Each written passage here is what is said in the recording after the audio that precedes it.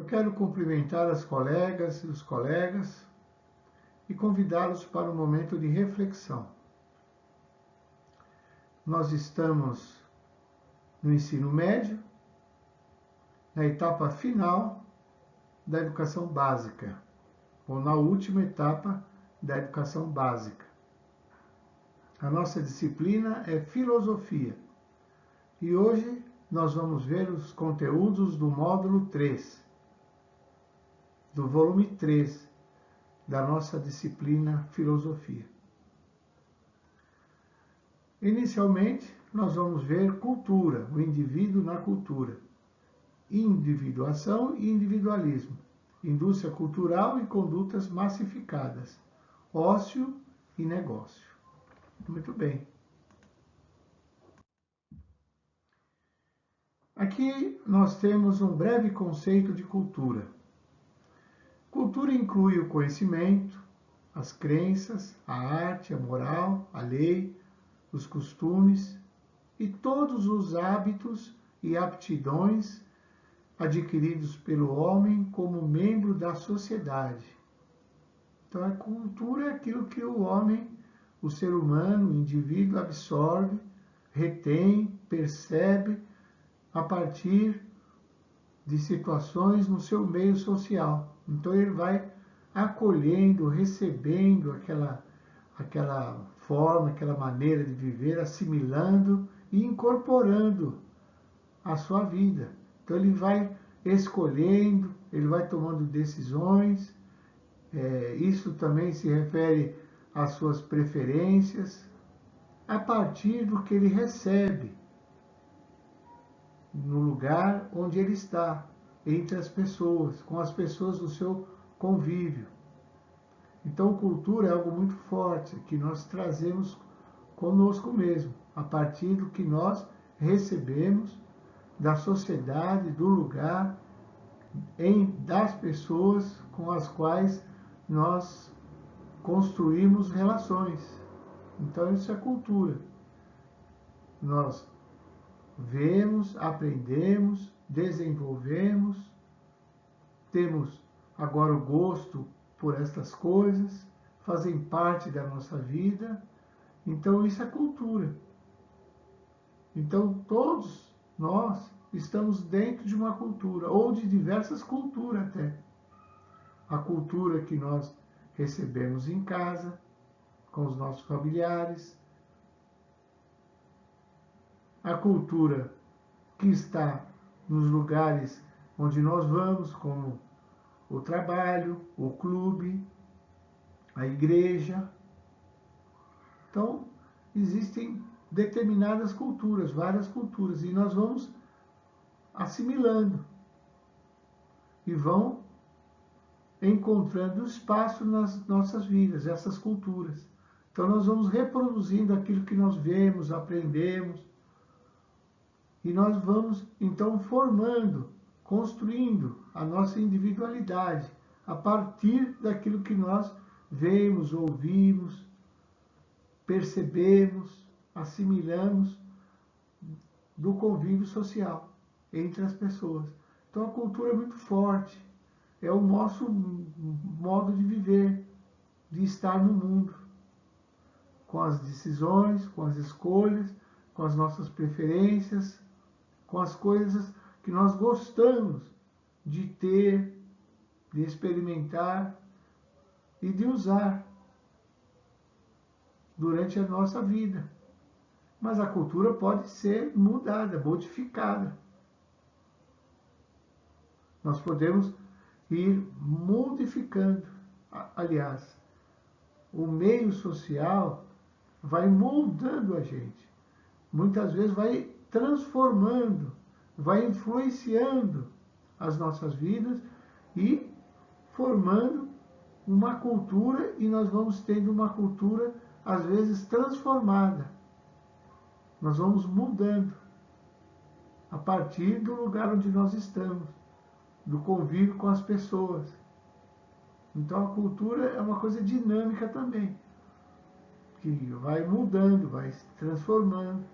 Nós vamos construindo a partir dos acontecimentos, das coisas que vão chegando e se incorporando na nossa vida, fazendo parte da nossa vida, formando a nossa vida. Então a cultura é algo que nós escolhemos, gostamos, preferimos, assimilamos e vivemos assim, dentro de uma cultura, dentro de um jeito, um modo de viver. A cultura que nós aprendemos em casa, recebemos em casa. A cultura que está também nos objetos que nós usamos, utilizamos. As pessoas nas diferentes regiões do nosso país têm instrumentos, têm ferramentas que são próprias daquele lugar, daquele grupo social. Isso também é cultura. Muito bem. Individuação e individualismo. Individuação refere-se ao processo de formação pelo qual todos passam e que define suas crenças, hábitos, posturas e inclinações. Então, é a influência que nós recebemos do meio social, do lugar onde nós estamos, que vai formando a nossa identidade, a nossa individualidade, ou seja, aquilo que nós somos. Então, esse lugar, o meio social, vai influenciando. Então, individuação é o resultado da relação do indivíduo com o seu meio social. E se refere às escolhas que o sujeito faz e a maneira como compreende a si mesmo, com seus pontos de vista, suas convicções, suas maneiras de estar no mundo. Então, é o resultado daquilo que ele vai absorvendo, vendo, conhecendo, assimilando da relação com as pessoas, com a sociedade, com a comunidade,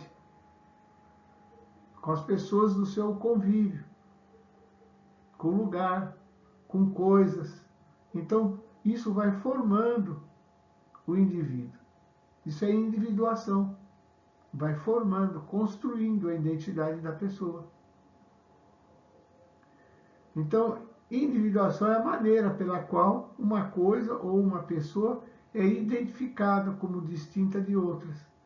Então, a pessoa tem o seu jeito, a sua maneira de viver, de perceber o mundo e faz as suas escolhas, suas decisões. E quem formou ela foi justamente o lugar, as pessoas, o meio social. Individualismo é diferente de individuação. Individualismo se refere à forma de enxergar o mundo sempre por meio dos seus próprios interesses. Talvez esse seja um lado negativo, né, do individualismo. É quando a pessoa vai privilegiar os seus próprios interesses, e muitas vezes em detrimento do outro, dos interesses do outro, né? Então ele vai acentuar, né? Ele vai colocar em destaque os seus interesses e não perceber muitas vezes que o outro tem também os seus propósitos, seus interesses e os resultados que ele pretende alcançar. Individualismo também valoriza o indivíduo e a sua independência, colocando-o no centro das suas próprias escolhas e busca de realização. Então isso é individualismo também. Então é quando o indivíduo se torna autônomo e quando ele está no centro das suas escolhas e busca as suas realizações. Olha, agora nós vamos ver, talvez o que nós vimos até agora foi uma preliminar, temas que nós vimos para nos preparar para esse tema que é muito importante e contemporâneo, que é a indústria cultural. Um tema que foi trabalhado por Adorno e Oppenheimer, dois alemães da escola de Frankfurt. Então, no início vamos pensar. A cultura, como nós vimos, que é dinâmico, né? Que é bem dinâmica, que a gente aprende, a gente recebe a partir do lugar onde nós estamos, com as pessoas do nosso convívio, que tem relação com as coisas que nós escolhemos, com as decisões que nós fazemos, é quem nós gostamos de ser, com as nossas preferências. Então isso é cultura. Será que essa cultura deve ser livre? Ou essa cultura, esse modo de viver, esse jeito de viver, com as nossas escolhas, nossas próprias decisões, escolhas que nós fazemos, isso pode ser dominado?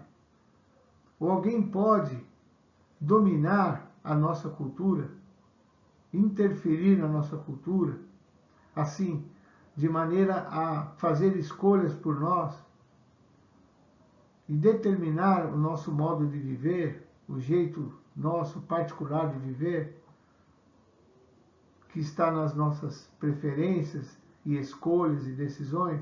Será que a cultura pode ser dominada? Ou ela deve ser livre? Lembrem que nós vimos cultura como um organismo vivo, dinâmico, né? Que a gente vai aprendendo, vai recebendo a partir do lugar onde nós estamos, fazendo as nossas escolhas, tomando as nossas decisões, com as nossas preferências. Então, é algo que nós escolhemos para nós. Agora, será que alguém pode escolher por nós, decidir por nós, interferir na nossa cultura, no nosso jeito de ser, de estar no mundo? Será que a cultura pode ser dominada? Porque cultura é tudo aquilo que produzimos ou transformamos ao longo do tempo. Então, é esse jeito de nós sermos a partir da realidade que nós vivemos, do lugar e das pessoas, do nosso convívio. Nós vamos assimilando e decidindo, né? Ser assim ou não, e nós escolhemos como nós vamos viver e nos relacionar com as coisas e com as pessoas, com os fatos. A cultura está em atitudes, em posicionamentos, nas pessoas, nas coisas do nosso mundo. Agora, indústria cultural.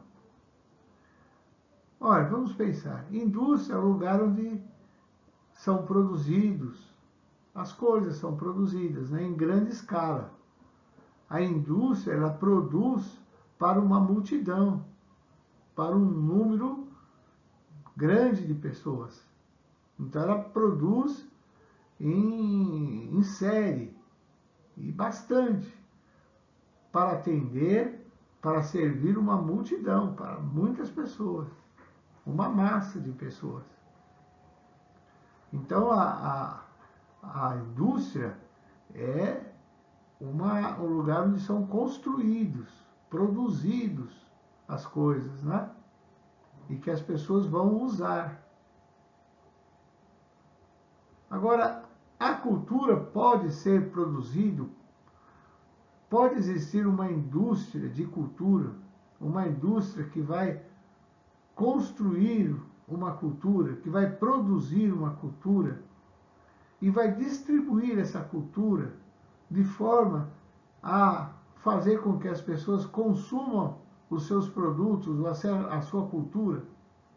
Ela vai produzir uma cultura e as pessoas vão assimilar essa cultura, atendendo seus apelos, vão colocar na sua vida, vai moldar a sua vida, transformar a sua vida. Uma cultura que é produzida industrialmente com o propósito de levar uma multidão a utilizar o seu produto, essa indústria, que é a cultura. É uma cultura produzida para uma multidão, para uma massa. Então, é uma cultura construída, uma indústria de cultura vai atender uma multidão.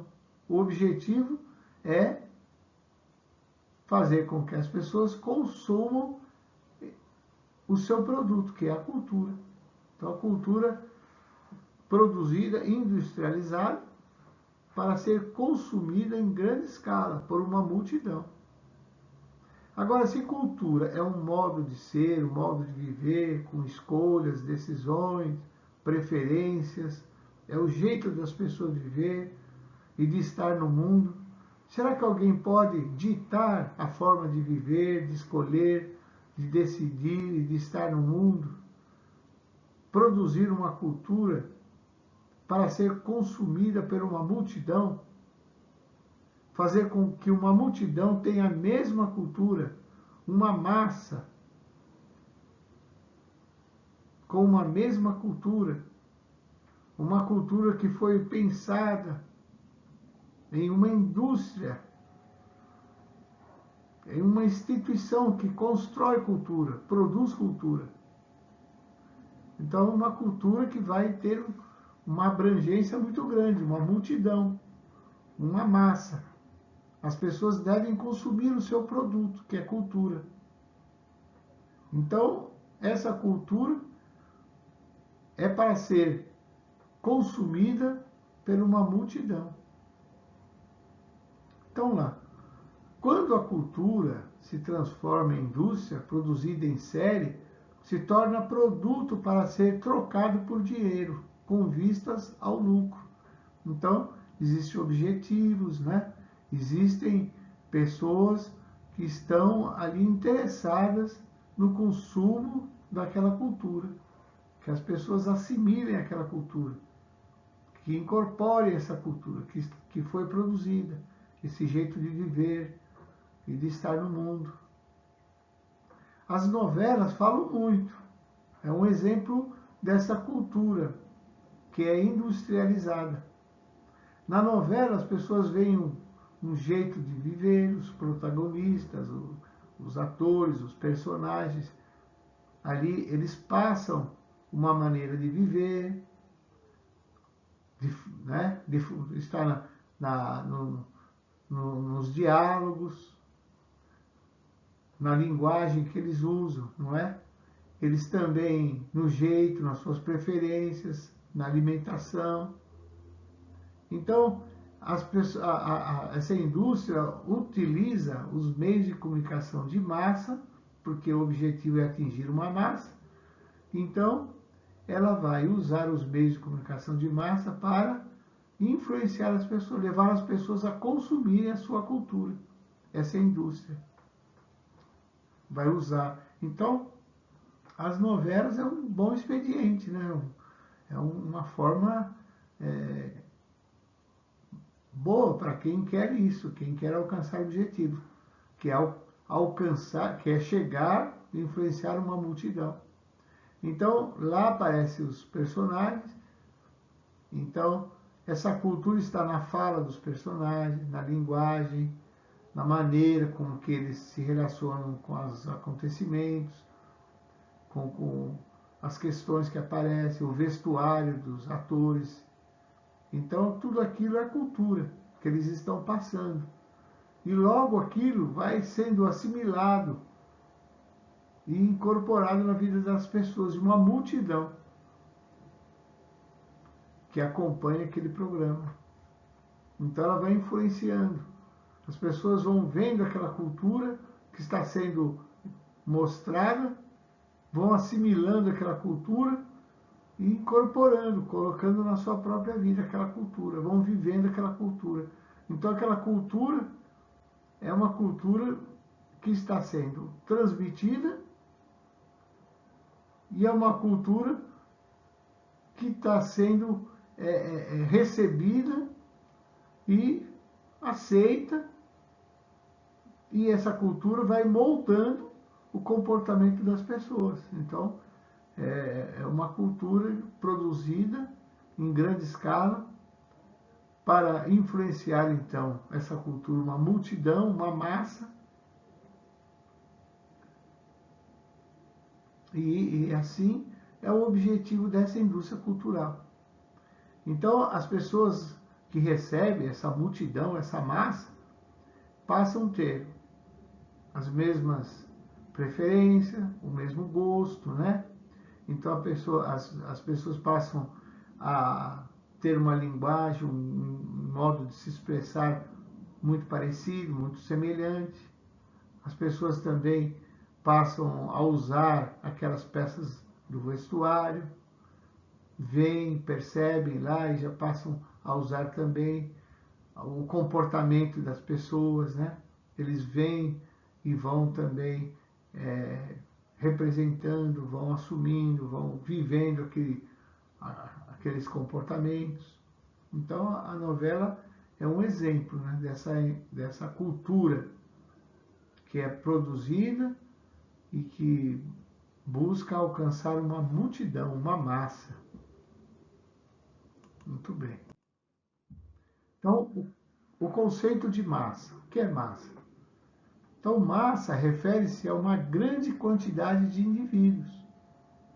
Nós vimos que a indústria cultural quer alcançar uma massa, uma multidão. Então, é uma grande quantidade de indivíduos aglomerados, uma multidão em um mesmo lugar, ou não, que compartilham de sistemas, de crenças, de hábitos e que são praticados coletivamente.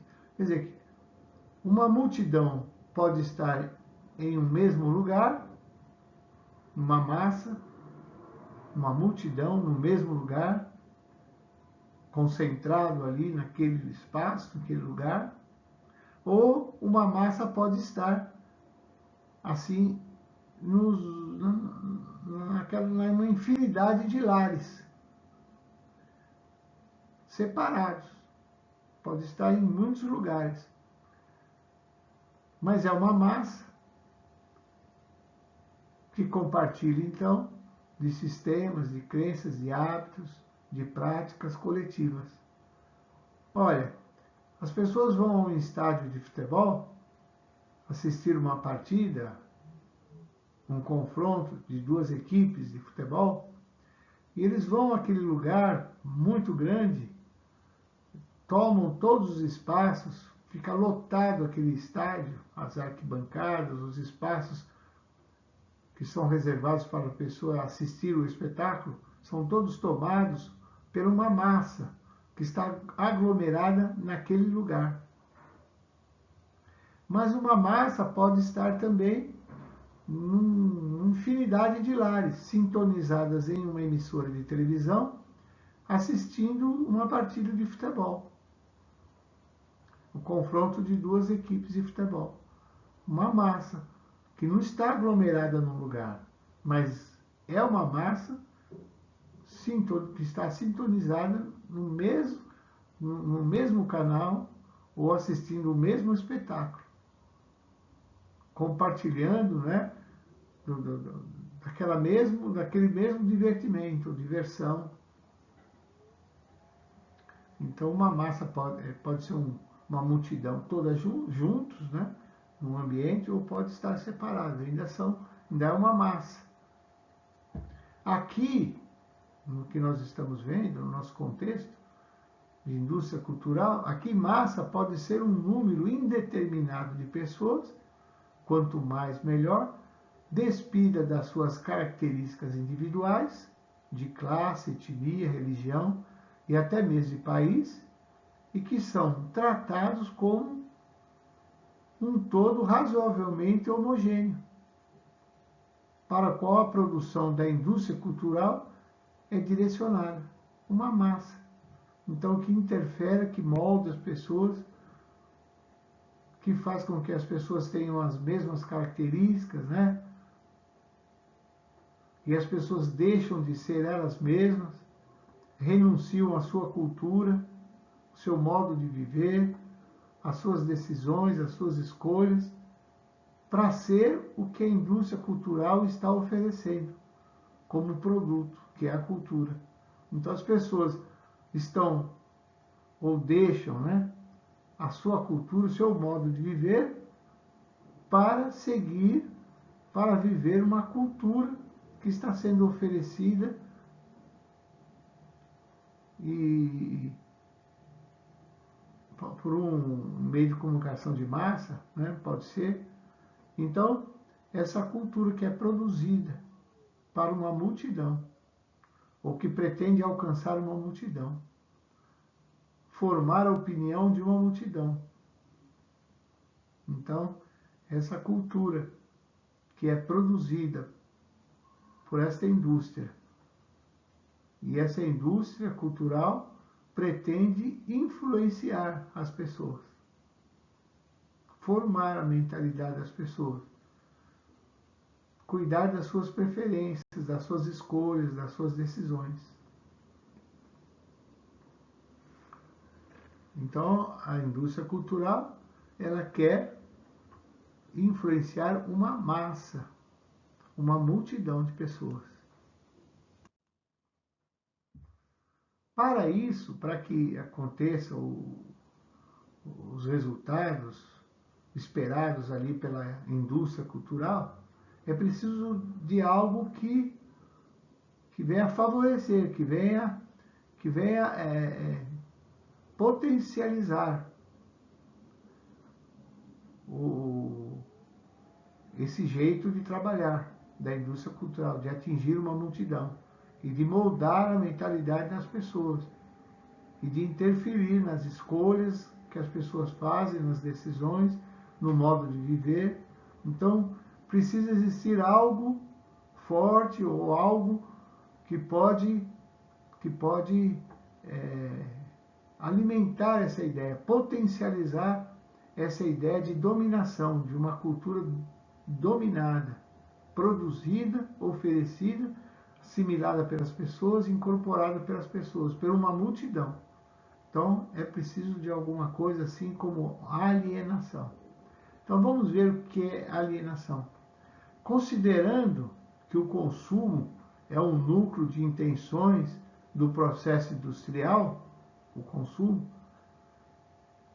de padronização de hábitos, costumes e crenças, que é a pretensão da indústria cultural, padronizar, fazer as pessoas iguais, né, nas suas preferências e escolhas, modo de viver, o consumo das mesmas coisas. Então, ela tem a pretensão, a indústria cultural, de formar a mentalidade, as preferências, de fazer com que as pessoas sejam todas consumidoras e vivam daquela mesma forma. Então, as pessoas se tornam cópias, né? Cópias de um modelo que é oferecido, apresentado pela indústria cultural. Então, considerando que o consumo é um núcleo de intenções do processo industrial, de padronização de hábitos, costumes e crenças, é preciso que haja um bom combustível para que as pessoas sintam-se estimuladas a comprar o tempo todo. Qual que é esse combustível? É a alienação. Deslocar as pessoas da sua realidade, da realidade. Então, as pessoas devem consumir o produto da indústria, consumir aquela cultura que está sendo oferecida, mostrada. As pessoas devem consumir aquela cultura. Aquela cultura deve ser assimilada, incorporada na vida das pessoas. Essa cultura produzida deve interferir no comportamento, na vida das pessoas.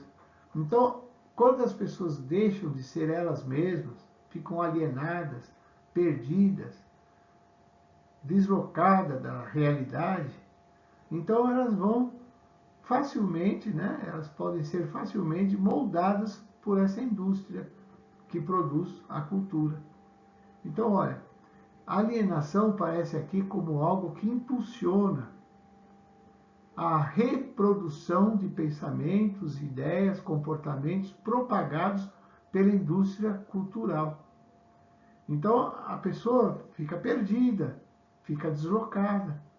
Parece que ela não lembra, não percebe como eram as suas escolhas, como ela vivia, como eram as suas decisões, porque ela vai assimilando aquilo vai moldando a sua forma de viver, de estar no mundo, vai moldando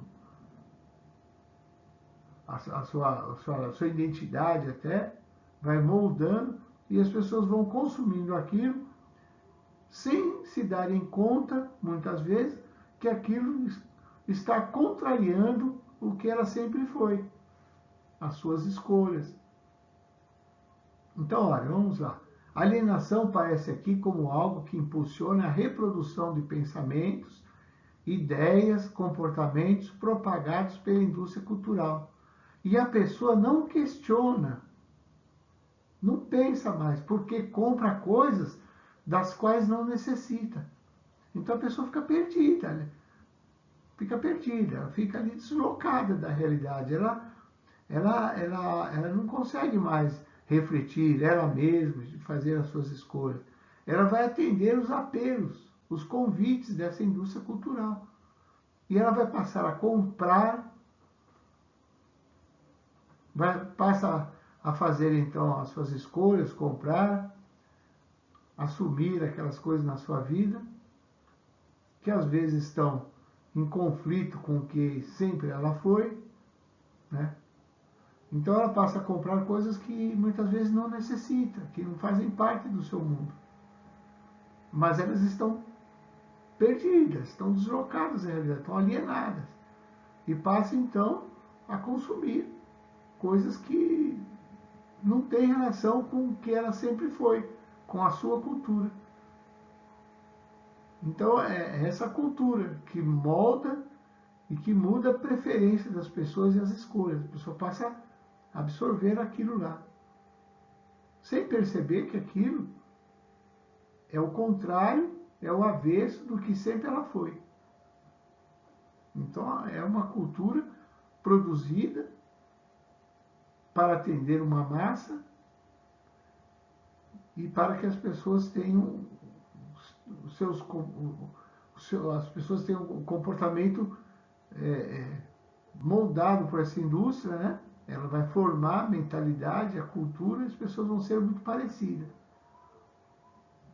Esse conjunto de pensamentos e atitudes padronizados, com o tempo, torna-se ideologia. Algo que a pessoa vai defender, vai acreditar, vai pensar, vai ter como verdadeiro, como certo, correto, um ideal a cumprir, a seguir, se torna uma ideologia. Pois estimula determinados jeitos de ver e de se ver e de ser e de se comunicar, que geralmente respondem aos interesses de uma emissora de televisão, de alguém que está transmitindo aquela cultura, de um grupo econômico ou político. Então, essas pessoas que estão por trás, influenciando e formando as pessoas, a opinião das pessoas. Bom, agora nós vamos ver ócio e negócio. É também matéria que aparece no volume 3 da nossa disciplina. Ócio significa lazer, repouso, tempo livre. Negócio é a negação do ócio, é não lazer. Ócio pode significar descanso, tempo livre. Significa, além disso, um tempo de estudo, na medida que o homem, por não ter que trabalhar, ter o tempo livre, ele pode, ou não ter que trabalhar para a sua subsistência, ele pode se ocupar voluntariamente de uma ação, de alguma atividade. Então, o ócio é esse tempo livre de descanso, de repouso, que é importante também, e que a pessoa pode usar esse tempo para outras atividades. Ou quando a pessoa não precisa ter uma atividade fixa ali para sobreviver, é quando ela tem os recursos necessários. Então ela aproveita esse tempo livre para se dedicar a uma outra atividade. Quem sabe uma atividade mais prazerosa. Então é o ócio. Olha, na Grécia Antiga, a escola era o lugar privilegiado do ócio. O lugar daqueles que podiam se dedicar à ginástica, a jogos, à música, à literatura, porque outros produziam por ele, trabalhavam para ele, por ele. Então eles tinham esse tempo livre para usar em outras atividades, atividades recreativas ou atividades voltadas ao estudo. Então, o ócio na antiguidade, na Grécia Antiga, no berço da filosofia ocidental, Atenas, o ócio estava nas escolas. As pessoas que não precisavam ali de trabalhar, de produzir para sobrevivência, porque tinham os recursos, tinha quem produzia, trabalhava para eles, por eles, então eles se dedicavam ao estudo. Hoje o ócio é associado a uma imagem muito negativa. O ócio hoje é folga e até preguiça, falta do que fazer. É uma ideia muito pejorativa, né, para ócio. Que ócio também é importante para atividades, né, para estudo e para outras atividades que também fazem bem para a saúde do corpo e da mente. Muito bem. Também em nosso volume 3 aparecem temas importantes assim, ou fala de um século de extremos, o século passado, né? O século XX, um século de extremos. Então, no século XX nós vimos a ascensão, né? Nós vimos o nazismo e o fascismo. Foram dois regimes políticos totalitários, totalmente contrários à democracia. Foram dois acontecimentos trágicos na história da humanidade, na história. O líder nazista Adolf Hitler, 1889 a 1945, e o líder fascista Benito Mussolini, 1888 a 1945. O nazismo, o regime que se apoia em um governo totalitarista e antissemita.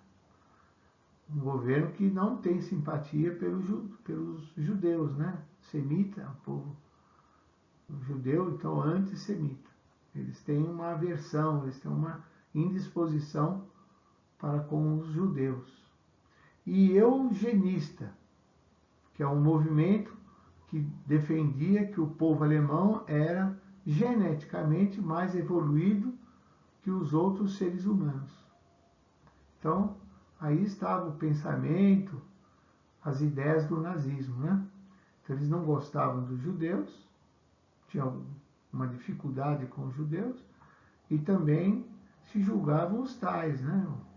Um povo, um grupo que era melhor que os outros. Era geneticamente mais evoluído que os demais seres humanos. Então, isso trouxe consequências trágicas, né, para a humanidade, o nazismo, né? O fascismo, um movimento político filosófico ou regime que faz prevalecer os conceitos de nação e raça sobre os valores individuais e que é representado por um governo autoritário centralizado na figura do ditador. Então, o fascismo também é esse regime, né? Esse regime antidemocrático, esse regime ruim, cruel, que penalizava as pessoas, né? Que se impunha assim, se colocava assim como superior, não é? Então era um movimento político e um regime que prevalecia os conceitos de nação e de raça sobre os valores do indivíduo, os valores individuais. E era um governo autoritário, centralizado na figura do ditador.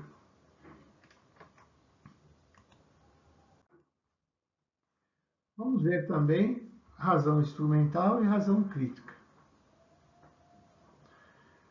O homem até pode conquistar maior conforto material pelo uso da racionalidade. Entretanto, esses avanços e conquistas não garantem o progresso moral. Pensava o Oppenheimer e o Adorno. É mais provável, eles diziam, que o homem esteja caminhando para uma crise de razão, porque estavam fazendo mau uso da razão. Estavam usando a razão para a destruição, para causar danos terríveis. Né? Então, eles usavam a razão, né? Conseguiram o domínio da natureza e agora estão fazendo mau uso da natureza. Eles criaram ferramentas de destruição, que destrói, mata, dizimam a natureza. Eles, agora que conhecem a natureza, eles então conhecem, assim, dominam a natureza, então eles com as suas ações causam um prejuízo muito grande à natureza, à vida, e comprometem a vida até no planeta. Então essa razão que deveria trazer benefícios, algo de muito positivo na vida das pessoas, muitas vezes traz consequências, a razão, atos de consequências desastrosas. Então o ser humano constrói máquinas, ferramentas, e com elas entra na floresta e derrubam uma floresta, sem se darem conta ou entendem, né, o que eles estão fazendo, mas não se importa, porque interessa é a utilidade, interessa é o objetivo que eles têm. Então, eles constroem as suas ferramentas, os aparelhos, e usam toda a racionalidade, toda essa capacidade, a inteligência, que é algo nato, algo da essência humana, de pensar, de raciocinar, a racionalidade, usa de uma forma muito negativa, para causar danos terríveis. Então, ele passa a dominar a natureza e agora ele vai causar um dano terrível na natureza. E a natureza, e o homem sem a natureza, ele não vai sobreviver. Né? Então, ele precisa das florestas para a purificação do ar, para a manutenção assim, do equilíbrio, né? Do clima, da harmonia das coisas. Então, ele não pode destruir a floresta. Então, ele usa aquele poder de dominar para destruir. Então, ele usa a razão para atender, às vezes, uma ideia que ele tem, um desejo que ele tem. Usa a razão de uma forma muito negativa. contrariando o que seria um uso inteligente da sua, ou melhor, fica uma redundância, mas contrariando uma forma correta de usar a racionalidade, usando a racionalidade de uma forma muito negativa. Então a razão instrumental é uma razão empobrecida, é uma razão que atende somente aos anseios de dominação e utilidade. Ela usa a racionalidade para atender um desejo de dominação e de utilidade. Daí o termo instrumental. A razão se torna um instrumento de dominação e de utilidade. É o mau uso da razão. Usa a razão para destruir, para causar danos terríveis e que vai se voltar contra ele mesmo, o ser humano um dia. Então é o uso equivocado, errado da razão. Então a razão instrumental é uma razão empobrecida, que procura atender somente os anseios de dominação e utilidade. Então, a partir do momento que o homem passou a dominar a natureza, não ter medo da natureza, conhecer a natureza e agora dominar a natureza, ele causa danos à natureza, da qual ele pertence, ele precisa da natureza. É importante para a saúde. Ele precisa da natureza. Então ele usa, parece que ele está inconsciente. Parece que ele está deslocado, né, das coisas, né, da realidade. Ele usa a sua racionalidade para causar danos, coisas erradas, para atender somente seus anseios. Então é um uso equivocado, errado da razão. Então a razão instrumental. A razão crítica é aquela que critica a si mesmo. Olha, que é positivo. A sua função, ou ela se ocupa em julgar as suas próprias ações, em perceber se elas estão certas ou não, o que precisa ser modificado, corrigido. Ela está em busca do autoconhecimento, de conhecer a si mesmo, as suas atitudes, e verificar a validade delas, a importância ou não. Ela move-se com o objetivo da superação de dificuldades, de situações difíceis, reconhecendo falhas, limitações e problematizando as situações, analisando, verificando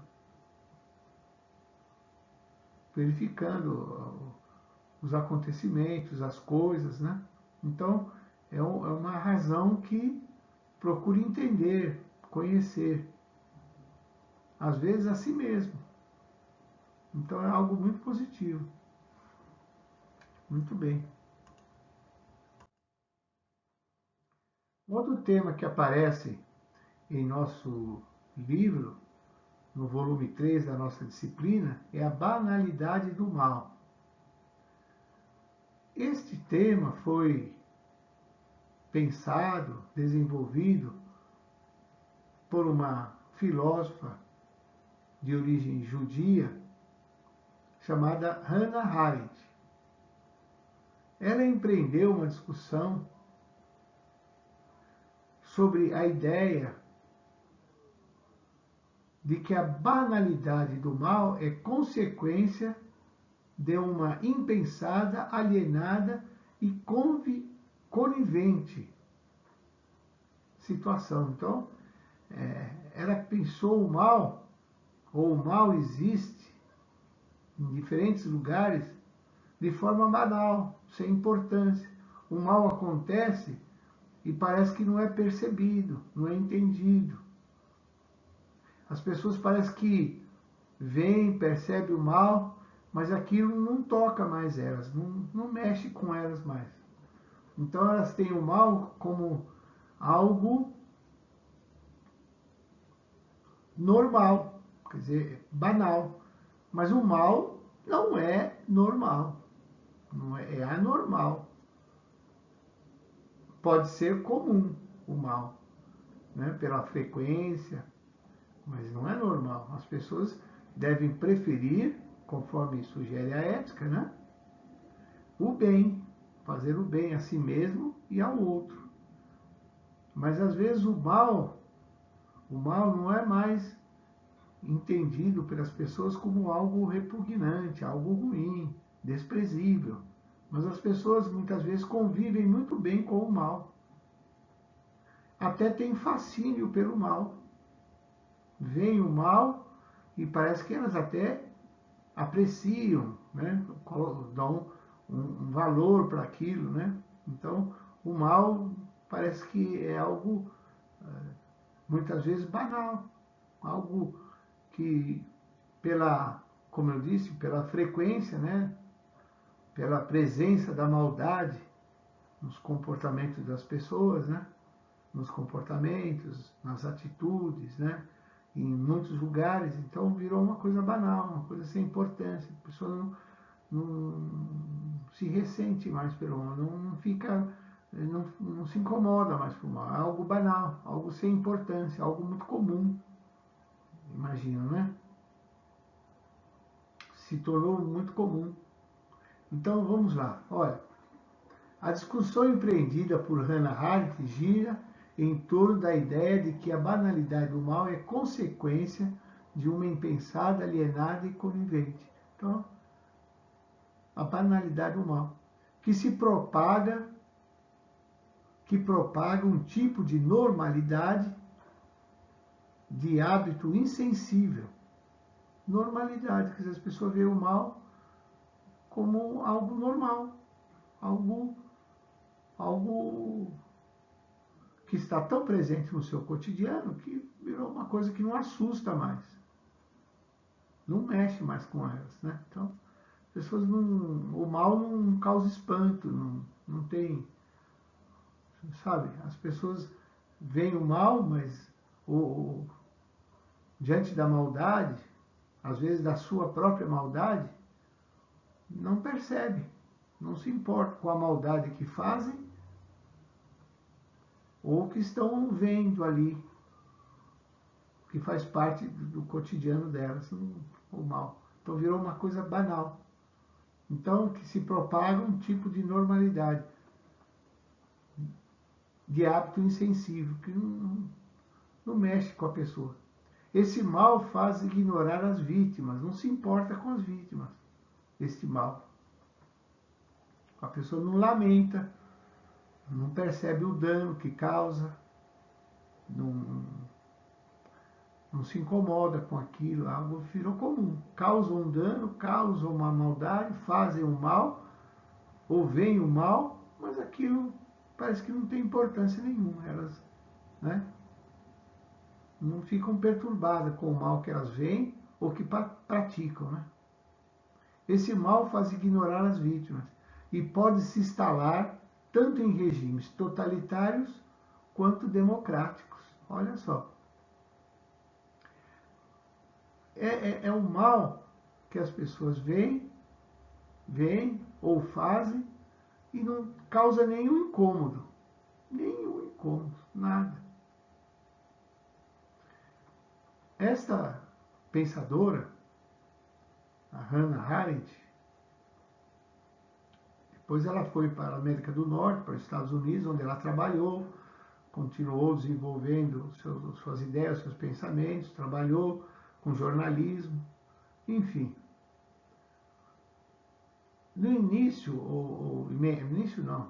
meados assim do século passado, foi descoberto na América do Sul um oficial nazista que comandou uma máquina de matar multidões, um campo de extermínio, uma máquina de extermínio de seres humanos, por ocasião da Segunda Guerra Mundial, nos campos de concentração.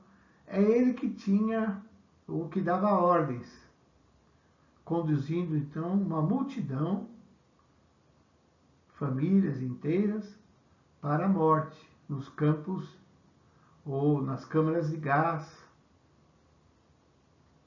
Logo após a Segunda Guerra, o término, foram julgados, pegos, encontrados muitos nazistas, oficiais, e foram julgados e condenados. Mas este oficial conseguiu uma fuga e agora ele vivia na América do Sul como se nada tivesse acontecido.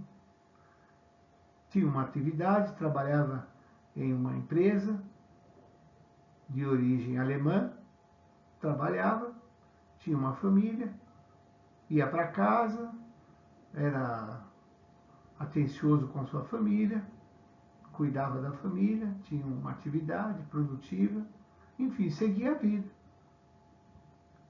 Depois de escapar daquela situação, né?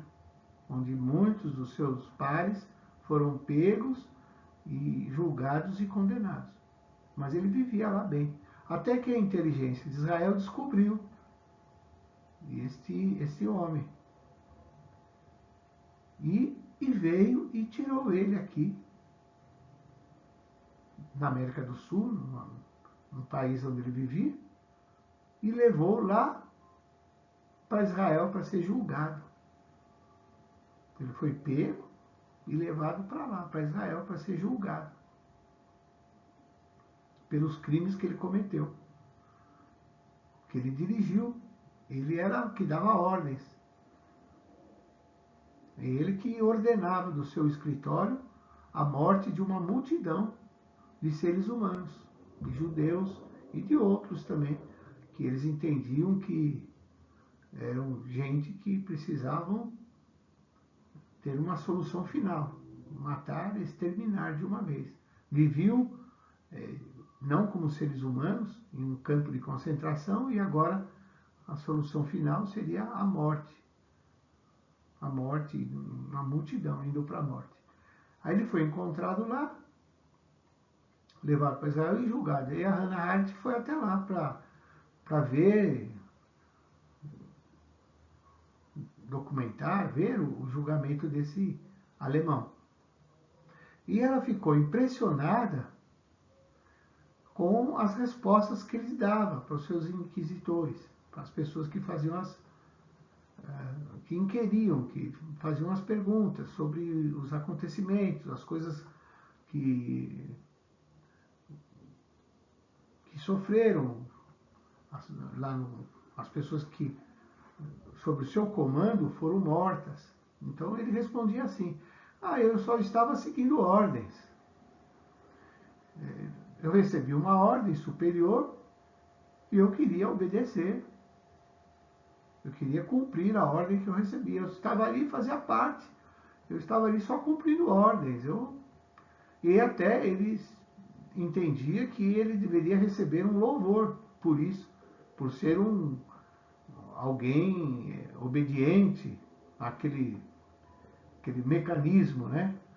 Aquela indústria de matar as pessoas, né? Aquele lugar onde matavam muitas pessoas. Então, ele estava ali só cumprindo ordem. Então, ele entendia que não tinha culpa nenhuma, que ele estava ali seguindo ordens e cumprindo muito bem o seu papel. Né? Ele estava ali. Então, ele não se importava nem um pouquinho com as pessoas que estavam morrendo nas câmaras de gás. Ele estava cumprindo ordem. E ele cumpria as ordens e depois ia para casa almoçar com a família, tranquilamente. Isso não incomodava ele nem um pouquinho. É o Adolf Eichmann, né? Esse alemão, esse oficial nazista. Então ele disse: olha, eu só estava cumprindo ordens. Eu não tenho culpa, eu era um funcionário ali. Só estava seguindo ordens. E ele mandava matar uma multidão. Então aquilo não incomodava ele de jeito nenhum. E depois ele ia para casa e seguia a vida dele lá, bem tranquilo com a família. Um outro fato também que a gente pode ilustrar com essa banalidade do mal é o que aconteceu num passado não tão distante, né, em Brasília, na capital do nosso país. Então, o indígena foi para Brasília para resolver assuntos de interesse do seu povo. Ele passou o dia envolvido com aquelas questões, nos encontros, nos departamentos, né, que cuidam dos interesses dos indígenas. Ele ficou lá, sendo atendido por aquelas pessoas. E no final da tarde, ele ia voltar para o lugar onde estava hospedado. Mas ele, por não conhecer bem a cidade, ficou perdido, se perdeu. Não encontrou o caminho de volta ao lugar onde ele estava hospedado. Procurou, insistiu, não achou. Aí ele entendeu que deveria procurar um abrigo para passar a noite e durante o dia, no outro dia, no dia seguinte, à luz do dia, ele podia encontrar o caminho, receber informações, ou voltar aos departamentos que ele visitou no dia anterior e enfim, conseguir informações e achar, encontrar o caminho de volta. Aí ele, num abrigo de ônibus, ele ficou ali deitado ou sentado, ficou acomodado ali, dormindo, esperando o dia amanhecer. Ali coberto, né, o abrigo do sereno da noite, né, do orvalho ali, do sereno, ele ficou coberto ali no abrigo, ficou debaixo do abrigo, dormindo ali. E passou por ali um grupo de jovens em um carro, vieram de algum encontro, de algum acontecimento, de alguma diversão, e passaram por ali onde estava o indígena e resolveram parar e colocar fogo no indígena. Colocaram fogo no indígena e foram embora. Mas um taxista viu e anotou a placa do carro dos jovens e denunciou. Aí os jovens foram encontrados, né, pegos pela autoridade, e quando perguntaram a ele, por que você fez isso? Por que vocês fizeram isso? Por que atearam fogo no indígena? O indígena teve 95% do corpo queimado e foi morto ali. Queimado, foi morto. Aí perguntaram para os jovens, mas como vocês fazem isso com o indígena, né? O que levou vocês a uma atitude assim, né? Tão extrema, né? Tanta maldade, né? Por que vocês fizeram isso? Aí eles disseram, foi só uma brincadeira. Foi só uma brincadeira. Já pensou? Então eles matam o indígena, queimam, o indígena morre sofrendo ali, e só foi uma brincadeira. Para eles foi uma brincadeira, não tem nada de mal nisso, não tem nada de errado. Foi uma brincadeira, foi só uma brincadeira. Né? Já pensou? Então isso é a banalidade do mal. O mal que ficou tão comum, né, tão presente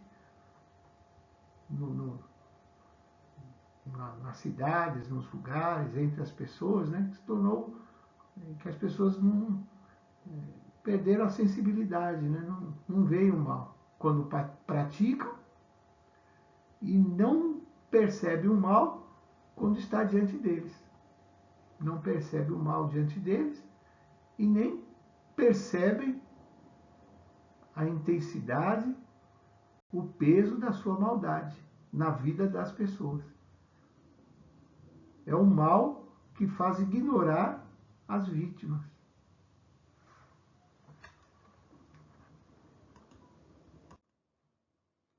Bom, o tema derradeiro, e até do nosso livro, né, que nós vamos ver agora, é a bioética. Ela aparece no nosso livro, no terceiro volume da nossa disciplina, bioética. Bom, um breve conceito. Bioética, a palavra bioética é composta de bio, que significa vida, e conforme o nosso texto, o nosso livro, ética, costumes. Então, a bioética busca explicar os pressupostos que sustentam as práticas relacionadas à vida. Daí a forte ligação com a medicina. Então, a bioética é percebida, está, parece que mais presente na medicina, né? A bioética. Então, ela procura entender as ações dos médicos, os tratamentos, as descobertas, as medicações, os tratamentos e ver a legitimidade deles. Se eles estão sendo bons ou trazem benefícios ou não. Ou trazem benefícios à medida que trazem coisas ruins também. Causam danos. Os malefícios.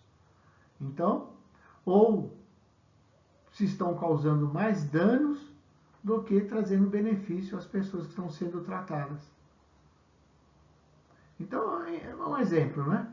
Então, ela trabalha essas questões. As questões relacionadas à vida. E a ética, que sempre inclina para o que é bom, para o bem. Então, a ética vai verificar a validade das ações que estão relacionadas com a vida. A ética vai validar, vai verificar, ou melhor, ela vai procurar compreender, avaliar as ações que estão relacionadas com a vida. Então, a bioética ela vai fazer uma análise, ela vai estudar as situações que envolvem a vida. E de uma forma mais acentuada nas questões da medicina, né? Mas em outras questões também, né? Relacionadas à vida. Então, a bioética ela vai pensar as situações que envolvem a vida e vai valorizar a vida, ou vai recomendar o que promove vida, que traz benefício, e vai sinalizar, ou vai denunciar, ou vai negar assim, não forma de ser contrária, né? Assim melhor, contrária a situações que trazem coisas, trazem o mal, né? Malefícios. Então, vejam bem, os temas e assuntos da bioética, alguns temas, né, trabalhados pela bioética, né, estudados pela bioética, em que a bioética se debruça para entender, conhecer e ver a validade, a importância ou não, ou se aquilo está trazendo benefício ou não, né? Alguns temas, né? Nós temos aqui, olha, alguns temas. A clonagem, o aborto, a eutanásia, pesquisas envolvendo células-troncos e outras. Então, são alguns temas, assuntos trabalhados, pensados pela bioética. Agora, os princípios da bioética. Quer dizer, o que rege a bioética, o que orienta a bioética. Sobre o que serve assim como um apoio, uma base, assim, os fundamentos, né? O que vai orientar a bioética, né? Os princípios da bioética, que regem a bioética, que ajudam, né? Que conduzem a bioética, né? Ou que servem como balizadores, né? Para o trabalho da bioética, né? Que vai orientar as ações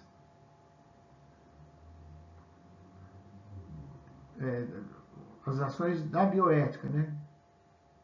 De quem vai trabalhar de uma forma mais efetiva com essas questões, verificando o funcionamento, o benefício ou o que de ruim pode estar causando. Olha, os princípios. O princípio da beneficência. O princípio da não maleficência. O princípio da autonomia. O princípio da justiça. São os princípios que regem a bioética. As ações sempre voltadas para o bem, para trazer o bem. O princípio da não maleficência, de não causar dano. O princípio da autonomia é de que a pessoa envolvida naquele tratamento, naquela situação, ela pode escolher ou não. Ela pode concordar ou não. Ela tem autonomia para decidir se ela quer aquele tipo de tratamento ou não. Ela pode preferir outro, ou negar, ou não querer ser submetida àquele tratamento. Então é a autonomia, quando a pessoa pode escolher, ou deve escolher, ou tem a oportunidade de escolher. Né? O princípio da justiça, né? De que as pessoas têm a oportunidade de viver, de aproveitar, assim como as outras, né? Das descobertas, das ações, tudo de forma com igualdade, né? De oportunidades, enfim, e com justiça também.